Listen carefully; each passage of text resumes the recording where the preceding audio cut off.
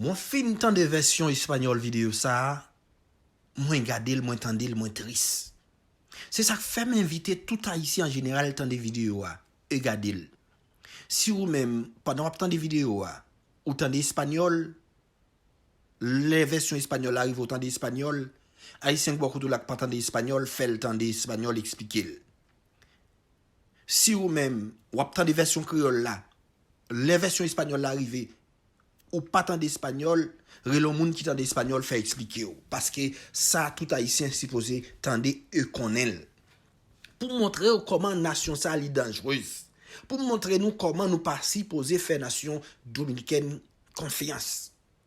Journaliste ça après toute show et guerre médiatique, président Luis Abinadel t'a fait sous frontière avec hélicoptère de guerre, char de guerre, machine blindée, en pile militaire, t'as sous frontière là, côté où te mettez en pile sac, ou du moins sac terre, puis où te fait barrage pour te protéger tête yo, et puis les monde te getan ouais. Même ici, vin nettoyer yo, vin faire un nettoyage, côté yo vin, qu'on a c'est nous-mêmes, y a bayto, c'est nous-mêmes yo il est agressif, c'est nous-mêmes yo dit qu'a fait aux menaces par rapport à ça nous ouais, on attendait dans la version espagnole là. Ça qui pire triste, qui pire grave. Yo pas prendre nous pour rien. Yo pas considérer nous comme nation pendant ces temps, c'est nous-mêmes qui t'ai libéré nation ça.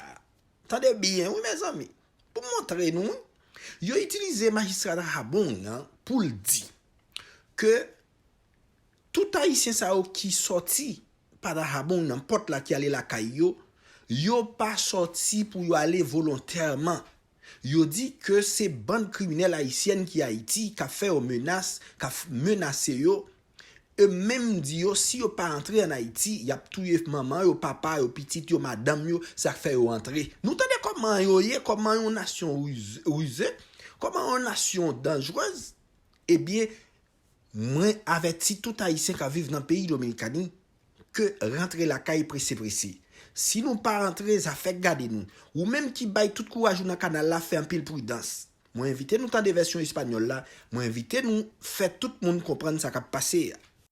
Nosotros estamos aquí y nos ven con esta indumentaria, con este chaleco y este casco, porque el CESFRONT nos dio la oportunidad de subir a la torre por donde va a pasar la verja perimetral que están haciendo, y de esa torre pudimos observar que en el lado haitiano están haciendo trincheras, y en esa trinchera, en alguna de ellas, hay guardias que son de la brigada que se dedica a defender supuestamente las áreas protegidas en Haití, que aquí está subiendo la tensión, como dije al inicio del video, ya hay trincheras, eso es una señal agresiva, porque si usted sabe que hay un conflicto entre dos países que comparten una isla y que tienen un alto nivel de tensión, usted pone una trinchera frente al ejército dominicano, al lado prácticamente, no es un mensaje de que usted quiere paz y de que usted quiere diálogo.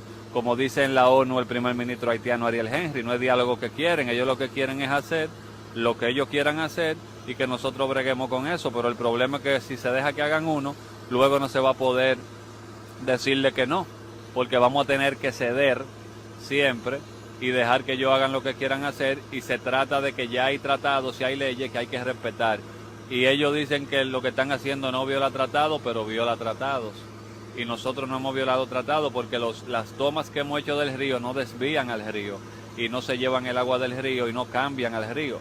Muy contrario a lo que ellos pretenden hacer, que este río en la mayor parte del año no tiene el agua que ellos pretenden llevarse. ¿Y qué vamos a hacer? ¿A quedarnos sin río en esta parte? Entonces le voy a hacer un llamado al presidente, porque los militares que están ahí atrincherados son militares que responden a una de las personas que él le prohibió la entrada a República Dominicana, llamada Camiel Samson, que no pusieron cuál era su cargo o su desenvolvimiento, o si era político, o era empresario, o era de una pandilla, o quién era, y resulta que el 18 de abril pasado, a él lo nombraron como el encargado de la brigada que tienen que defender las áreas protegidas en la región noreste, o sea, en esa zona de Haití.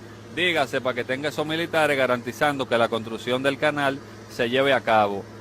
Entonces, A esto se suma la declaración del senador Riverón, quien nos dijo a nosotros que él entiende que cientos de miles de haitianos se han ido y que no solamente se han ido por esta situación, sino porque las bandas en Haití los están amenazando para que vuelvan, para vender esa imagen de nacionalismo, y que si no vuelven a Haití, pues entonces van a tomar medidas como hacerle daño o quitarle la vida a alguno de sus familiares. Al margen de este tema, los haitianos que han vuelto hacia Haití, usted fuera de cámara me contó que no es solamente que ellos han vuelto porque quieren, digamos, volver a su patria de una manera voluntaria, sino que hay un tema también de amenaza. No, las informaciones que nosotros tenemos es que lo están amenazando las pandillas desde allá, que el que no cruza su territorio le matan a la familia.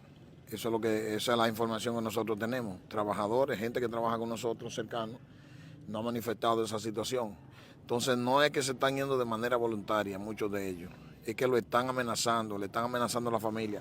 Si ustedes no cruzan, le matamos a su mamá, le matamos a su papá, le matamos a sus hijos. Eso es lo que nosotros tenemos.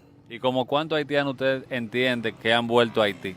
Mira, por aquí yo pienso que más de 200,000 haitianos ya han retornado aproximadamente. Porque son muchos los haitianos que se están yendo. Yo vine hoy, llegué aquí a Dajabón y veo que hay visualmente se ven pocos nacionales haitianos en comparación con cualquier otra semana que no había sucedido este tipo de temas. ¿Cómo usted ve el pueblo?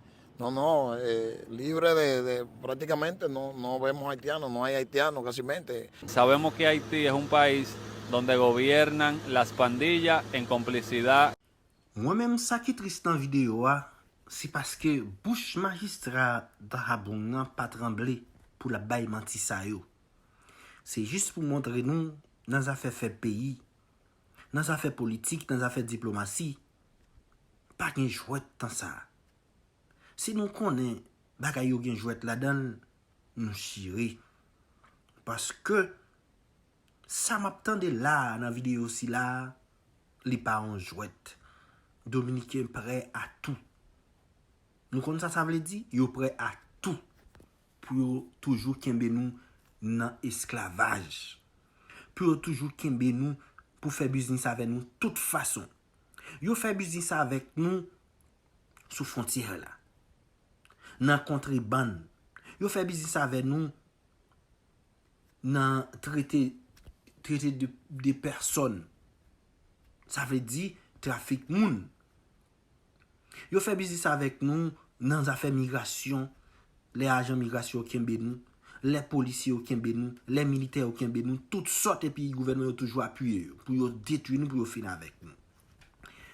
M'a un message important by tout le monde qui c'est un dirigeant dans le canal là qui bay sans yo, qui bay tout yo même. Fais un pile prudence, nous grand pile infiltré côté nous. Fais un pile prudence. Courage nous, pas bay courage nous pour grand Messi. Pas bay sans nous pour grand Messi, que nous font bataille sérieux pour nous continuer bataille. Nous a comment yo gen même lettre nomination directeur Bessapla ou gagné. Yo même gen lettre nomination, les fini yo fait diffamation Jean Ouvli. Moi dit nous attention. Moun qui veut rester dans le pays voisin en continuité. Pour un seul canal, garder ça qu'a fait. Eh bien, yo vin gen 12. Tout ça ou fait, c'est nous pas bon.